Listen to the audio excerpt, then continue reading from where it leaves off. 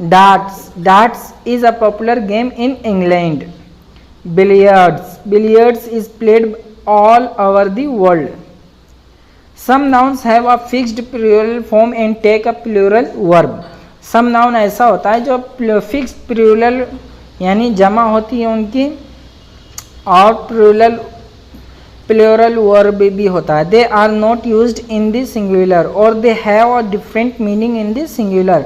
अगर सिंगुलर में यूज़ हो जाए या तो होते नहीं हैं और अगर हो जाए तो उनका माना चेंज हो जाता है. जैसे jeans, glasses, savings, thanks, steps, stairs, customs, congratulations, tropics, wages, spectacles, outskirts, goods, wits.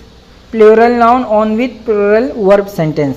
Trouser, my trouser are too tight.